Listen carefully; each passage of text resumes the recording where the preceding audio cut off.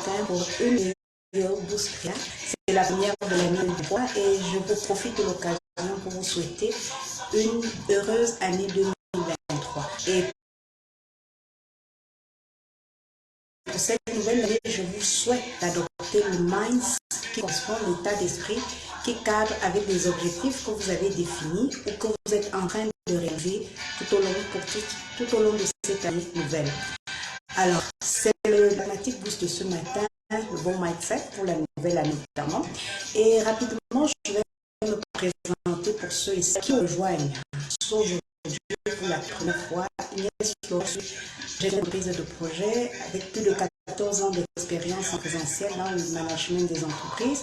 Également, entrepreneur orienté vers l'infoprenariat et l'assistance.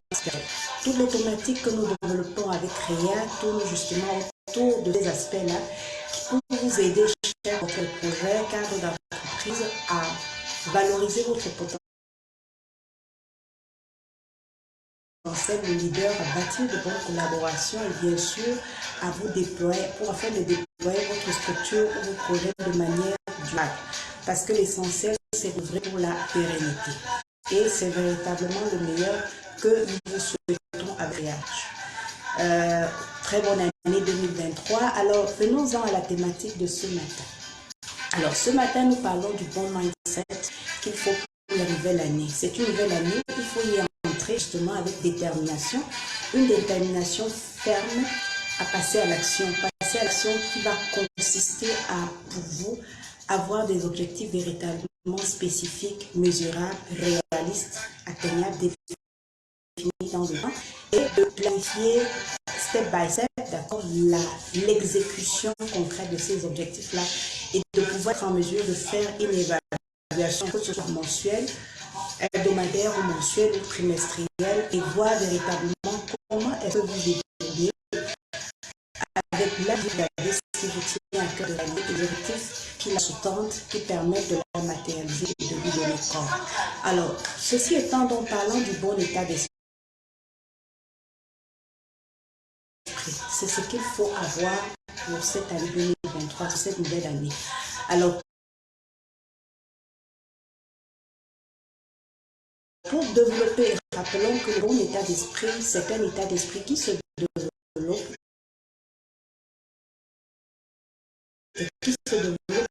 quotidiennement, justement, par l'alimentation et la mise en œuvre des actions qui vous permettent véritablement d'être productif, qui vous permettent véritablement d'avancer. Alors, le bon état d'esprit et le bon mindset solo, et pour cela, il faudrait de manière résolue, de manière intensément résolue, mettre en action, pratiquer 5 choses possibles. La première des choses qu'il faut absolument faire, c'est l'investissement sur soi. On ne le regrette jamais assez. Investir sur soi, c'est important à travers des formations, des études qui sont inspirantes pour vous et qui cadrent véritablement avec le besoin qui est le vôtre, sur le plan personnel ou professionnel, par rapport à un aspect donné de votre vie. C'est important de pouvoir investir sur soi. Ça, c'est la première des choses. La deuxième chose que vous devez faire, c'est fuir l'infobésité. Fuir l'infobésité revient justement à quoi?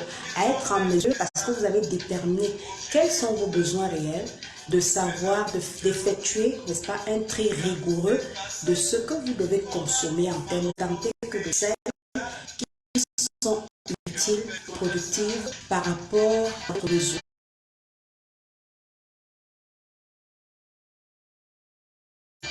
On revient toujours à ces fameux besoins qui sont les vôtres. Vous devez rechercher dans les informations qui sont utiles et productives pour vous par rapport à là où vous attendre, par rapport à là où vous voulez arriver. Donc, c'est important de fuir l'infobésité à travers très rigoureux, sélectif de ce que vous devez consommer comme information. acquérir comme information dans votre compte de celles qui vont vous aider à avancer véritablement par rapport à vos objectifs et surtout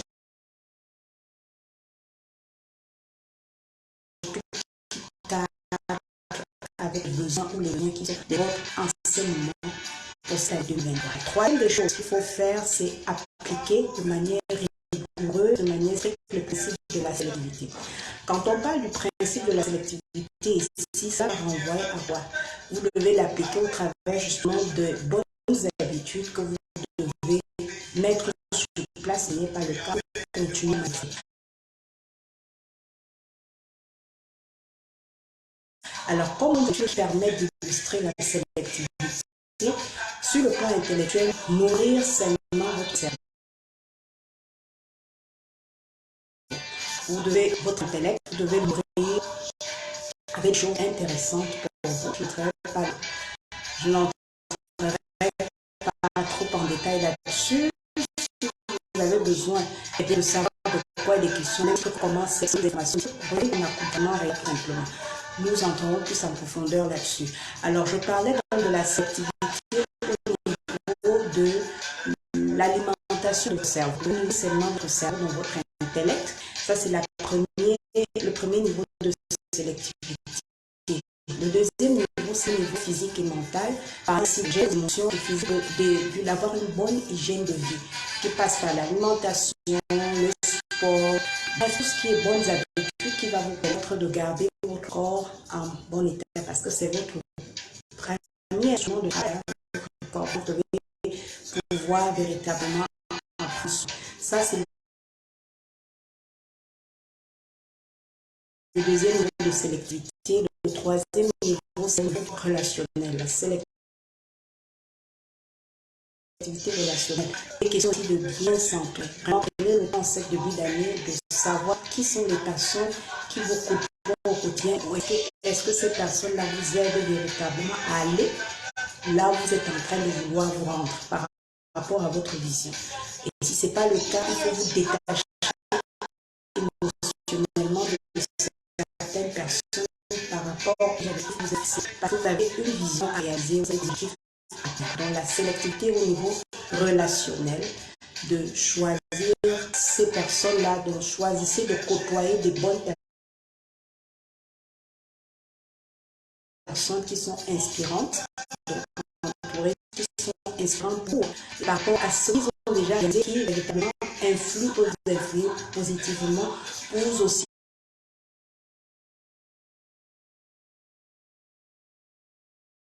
accomplir cela. Ça, c'est le troisième élément qu'il faut mettre en action, celui du principe de la sélectivité. La quatrième chose qu'il faut faire, ou qu'il faut également, sur lequel vous devez porter votre attention, c'est la notion de l'équilibre. Vous devez respecter le respect de l'équilibre. Tout faire pour vivre un équilibre harmonieux justement dans tous les domaines de votre vie. C'est très important, que ce soit au niveau de la tridimension de votre être, épouse, vous êtes, bref, tous ces aspects sur le plan professionnel, vous êtes cadre d'entreprise, vous avez un responsabilité fédérationnelle, il est question pour vous de pouvoir véritablement trouver cet équilibre-là. Le respect de la notion de l'équilibre. Ça, c'est le quatrième élément sur lequel vous devez vous appesantir une action. Et le cinquième, c'est une chose de faire sur un plan commun professionnel, mais qui peut aussi s'appliquer sur le plan personnel. On en revient à la dynamique POCP, surtout quand on est au début d'une nouvelle année, activer la dynamique POCP, planifier, organiser,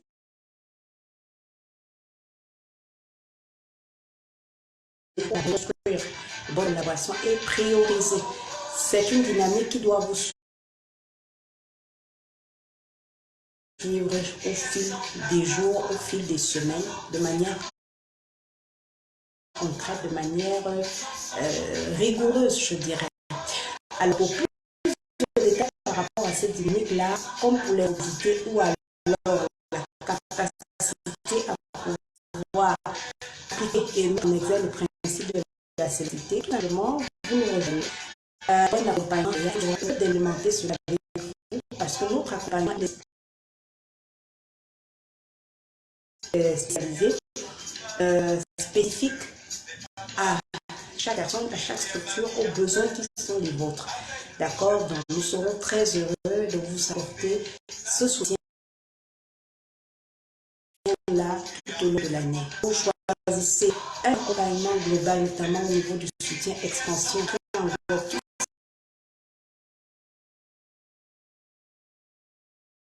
cette partie-là, la direction de la personne, que ce soit uniquement le montage logistique de vos projets,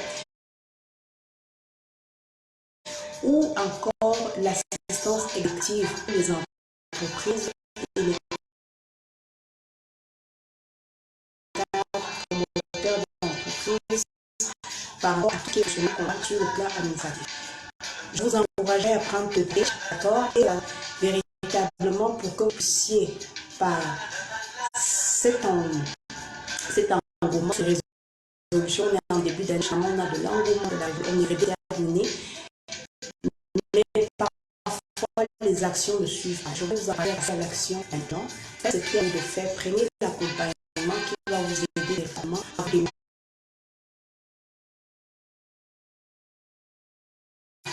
et à avancer sûrement, step by step, vers là où vous devez arriver d'ici la fin de cette année. Je vous souhaite une très bonne réception, une très bonne année fructueuse, florissante 2022. Soyez vraiment déterminés de manière intentionnelle les actions qui vont conduire au but fixé. Prenez l'accompagnement d'important de se aussi